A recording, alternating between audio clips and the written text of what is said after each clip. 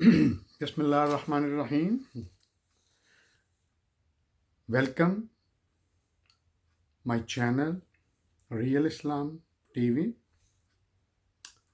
We were talking about the contribution of Muslims in science, which is forgotten, absolutely forgotten everywhere. My name is Dr. Abu Abdullah, and it's my next lecture in contribution of Muslims in science. This is about mathematics. Muslims have made immense contributions to almost all branches of science and arts, but mathematics was their favorite subject, and its development owes a great deal to the genesis of Muslim scholars. The advancement in different branches of mathematical sciences commenced during the Caliph of Umayyad, Banu Umayyad, and Hajjaj bin Yusuf, who was himself a translator of Euclid as well as a great patron of mathematics. Whatever mathematical knowledge inherited came from two sources, the Hindu and the Greeks. The scholars of the Darul Hakarna of Mamu Abdul Rashid Khalif did the largest amount of work for the advancement of the science and art by the Muslim Abu Abdullah Mahmud Ibrahim al Fazari in 772 to 773 AD, translated from Sanskrit into Arabic, which according to G. Sultan provided possibly the vehicle by means of which the Hindu numerals were transmitted from India to Islam. The works of Greek mathematicians, which were translated during the Abbasid Caliphate and served as the starting point for mathematicians, were those of Muslim mathematicians were those of Euclid, Ptolemy, Aristarchus, and Archimedes. Hajjaj ibn Yusuf was the first to translate Euclid's elements into Arabic, while Abdur Rahman and Muhammad ibn Muhammad Baqi wrote commentaries on the 10th book of Euclid. The latter's contribution was translated into Latin by Gerard of Cremona and edited by H. Suter in 1907. Ibrahim ibn al-Zu'a al-Misri, who died in 912 AD, has written commentaries on Ptolemy's Centilogium and proportions, which influenced modern thought immensely. Abdul Abbas Nezrazi wrote commentaries on the works of Ptolemy and Euclid, which also were later translated into Latin by Gerard of Cremona.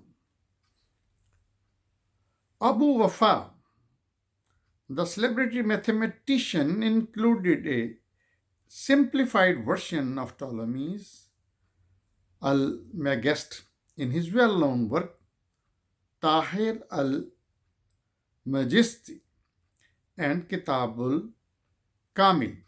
The last of the Arab translators and commentators of Greek work was the eminent Arab mathematician Al-Bazjani, who died in 1998 AD. He commented upon the simplified the works of Euclid Ptolemy. Arabic translation of the well-known mathematical work of those times gave the Muslim and sources to develop the science of mathematics to an admirably high degree. And later, scientists owe much of the Arab genius. Writing in the spirit of Islam, Amir Ali says every branch of higher mathematics bears tracts of their genius. The Greeks are said to have invented algebra, but among them, as Oslaner had justly remarked, it was confined to furnish amusement for the play of the goblet. The Muslims applied it to higher purposes and thus gave it a value hitherto unknown. Under Mamun Abdur Rashid, they had discovered the equation of the second degree, and very soon after the equations of the second degree, and very soon after they developed the theory of quadratic equations and the binomial theorem, not only algebra, geometry, and arithmetic, but optics and mechanics made remarkable progresses in the hands of the Muslims. They invented spherical trigonometry. They were first to apply algebra to geometry, to introduce the tangent, and to substitute the sine for the arc in trigonometrical calculations. Their progress in mathematical geography was no less remarkable. Even the so called enlightened West, which has at times taken pains to minimize the greatness of Muslim achievements in furthering the cause of human civilization, had to admit, though half heartedly, the outstanding part played by the Muslims. For with this limited ambition, says Cara de Vaux in Legacy of Islam, the Muslims have really achieved great things in science. They taught the use of they taught the use of ciphers, although they didn't invent them, and thus became the founders of arithmetics of everyday life. They made algebra an exact science and developed it considerably and laid the foundation of analytic geometry. They were the founders of plane and spherical trigonometry, which, properly speaking, didn't exist among the Greeks. Thus, Muslims were pioneers in the development of mathematical science in the medieval time. Now, we will talk about arithmetic, which is a part of mathematics. Arithmetic contribution of Muslims in arithmetic. Arabs were the founders of everyday arithmetic and taught the use of ciphers to the world. Musa al-Khwarizmi, whose reign was 780 to 850 AD, a native of Khwarizm who lived in the reign of Mamun Rashid, was one of the greatest mathematicians of all times. He composed the oldest Islamic work on arithmetic and algebra, which were the principal source of knowledge on the subject for a fairly long time. George Certain pays growing tribute to this outstanding Muslim mathematician and considers him one of the greatest scientists of his time and race. He systematized Greek and Hindu mathematical knowledge and profoundly influenced mathematical thought during the medieval times. He championed the use of Hindu numerals and has the distinction of being the author of the oldest Arabic work on arithmetic known as Kitab al Jamal Tafriq. Jamal Tafriq in English means addition and subtraction. The original version of this work has disappeared, but its Latin translation, Tathai, a arithmetic edited by Bon Company in 1157 at Rome, is still exists. Al-Nasawi is the author of Abnugna fil Hisab al-Kindi. It's the name of that book. Short extraction of which were published by F. Wopeke in the journal Asiatic in 1863. His arithmetic explains the division of fractions and the extraction of square and cubic roots of an almost modern manner.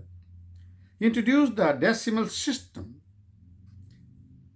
in place of sexagesimal system. Al-Karhi, another Muslim mathematician, was primarily responsible for popularizing Hindu numerals before the advent of Muslims. One.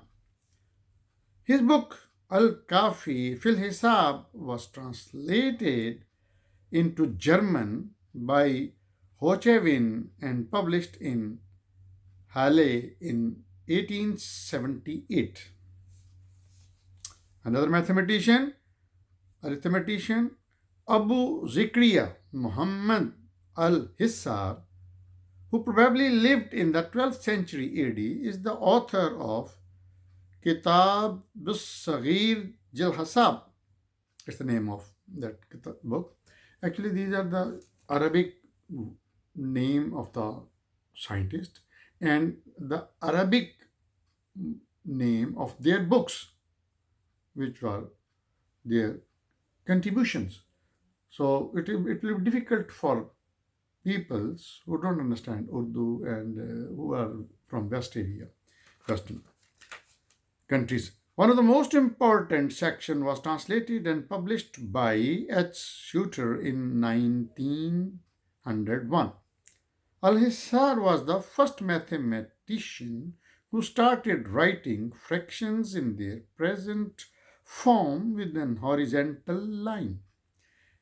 A commentary on this treatise on arithmetic written by Ibn al-Banna gained much popularity and was published in French by a Nere in 1864 and reprinted in Rome in 1865. Nasiruddin Tusi, an other mathematician, scientist, a versatile genius who was prolific writer and has written more than hundreds of valuable books to his credit, has the distinction of being one of the greatest scientists and mathematicians of Islam. Both born in 1201 AD in Tus, which is a Persian city, Nasiruddin has written Al-Mutawassat and a short but concise book on arithmetic, which is available both in Arabic and in Persian. Arabic numerals, including zero, were the greatest contribution made by the Arabs to the mathematical science. The outstanding quality of Arabic numerals lies in the fact that they possess an absolute value. Huruf al-Gambar was a novel form of numerals adopted in Spain by 950 AD. The most significant numeral invented by Muslims was zero, which according to Kara de Vax was used by the Muslims at least 250 years before it becomes known in the West. Before the introduction of the zero, it was necessary to arrange all figures in columns to differentiate between tens, hundreds, and thousands, etc. The earliest use of the zero is given as 1873 AD. So, next we will be discussing algebra and trigonometry. Thank you very much for watching.